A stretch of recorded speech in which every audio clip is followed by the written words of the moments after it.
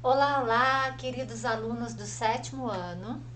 Novamente estamos aqui, né? Eu, a professora Ingrid e vocês aí do outro lado, para tratarmos do conteúdo de língua portuguesa do Plano de Estudo Tutorado sétimo ano, volume 1, 2021, ok? Muito bem, queridos, nessa semana o foco vai ser leitura, tá? E o objeto de conhecimento, o assunto aprendido nesta semana vai ser a relação entre textos, ok?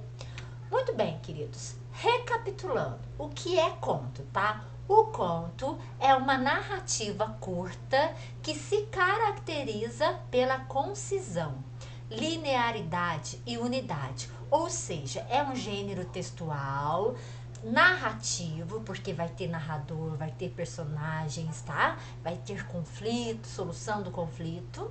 E é um texto narrativo curto, objetivo, tá? Embora seja literário. São elementos essenciais do conto: narrador, personagem, enredo, espaço e tempo.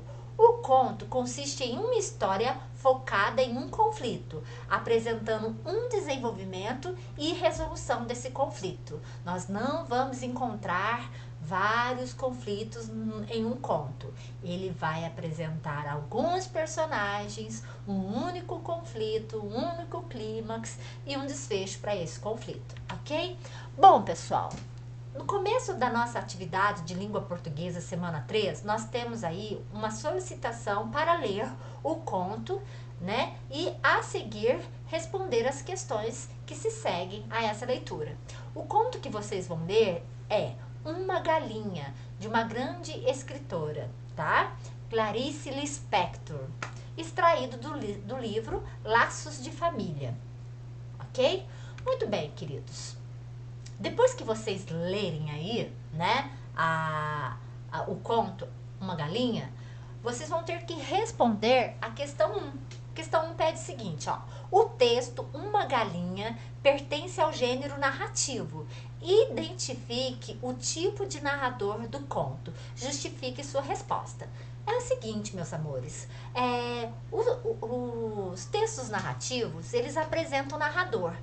E o narrador, ele vai receber uma classificação dependendo de como ele surge no texto, tá? Então, leiam comigo, ó. Tipos de narrador.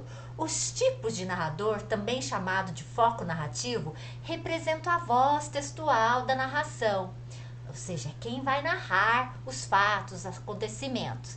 Eles são classificados em narrador, personagem. Nesse caso, a história é narrada em primeira pessoa. Eu fui, eu voltei, eu estava, eu percebi, onde o narrador é um personagem e participa das ações, tá? Perceba aí na história se o narrador ele é personagem, se ele faz parte da história, se ele conta usando os verbos na primeira pessoa, tá bom?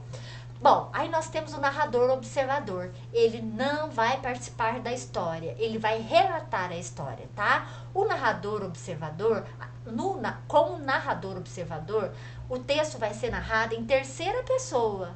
Então, o menino fugiu, ele estava escondido, ele se assustou. Você não vai estar envolvido na história, tá? Esse tipo de narrador conhece os fatos, porém não participa da ação, ok? Nós vamos ter também o narrador onisciente. Esse narrador conhece todos os personagens e a trama. Nesse caso, a história é narrada em terceira pessoa também, tá? Ele foi, o menino voltou, estava ali, estava cá. No entanto, quando apresenta o fluxo de pensamentos dos personagens, é narrado em primeira pessoa, tá? Então, tentem identificar aí como que o narrador aparece nesse conto Uma Galinha, de Clarice Lispector. Atividade 2. Vocês têm que perceber quantas personagens atuam na narrativa. Quais personagens surgem aí e tomam ações, né, participam na construção da história. E há uma personagem mais importante do que outra? Em caso afirmativo, identifique. Então, para vocês responderem, vocês têm que perceber quem está mais envolvido no conflito, né? Qual personagem aparece mais, tem mais força na história. Quem na história fica mais evidente. Identificando algum personagem que é assim, que está mais envolvido no conflito, na história, que fica mais evidente, pode saber que esse é o personagem mais importante, é o personagem principal. 3. Qual fato desencadeia o conflito vivido pela personagem central da narrativa lida? Que momento o conto lido representa o clímax, o momento em que o conflito é resolvido?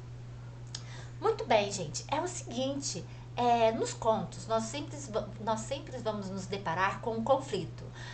Os contos começam assim, apresentam-se os personagens, né? Uma breve descrição deles, de onde eles estão, e tá tudo certo. De repente, surge um problema, surge um obstáculo. E a partir do surgimento desse obstáculo é que desencadeia um conflito, tá? Então, vocês têm que falar pra mim qual que é o conflito vivido pela personagem central da narrativa lida, tá? Qual que é o problema que ela teve de encarar e tentar solucionar. Muito bem, e aí, na mesma história, no mesmo gênero textual, o conto, nós temos o clímax, tá? O clímax é o ponto mais alto de tensão de um texto, é o maior conflito que o protagonista passa na história. Por exemplo, quando o herói enfrenta seu mais forte oponente, podemos dizer que é o clímax da história, porque é o momento que ele vai ter a melhor luta dele, vai enfrentar o maior desafio dele. Muito bem. Exercício 4. Em que tempo e espaço a narrativa ocorre? Gente, toda narração tem um tempo que determina o período em que a história se passa.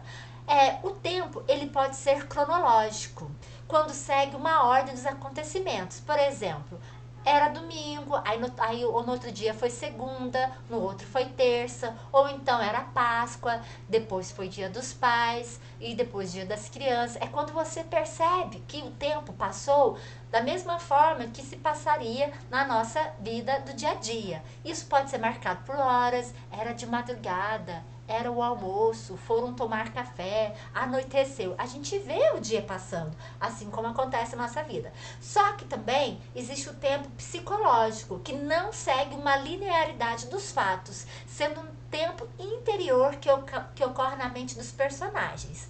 Então, eu gosto sempre de contar, explicar para os meus alunos o seguinte: sabe quando você vai fazer uma viagem, aí você se cansa muito e fala para a pessoa, nossa, que demora, e a pessoa fala, eu não acho, eu achei que passou rápido.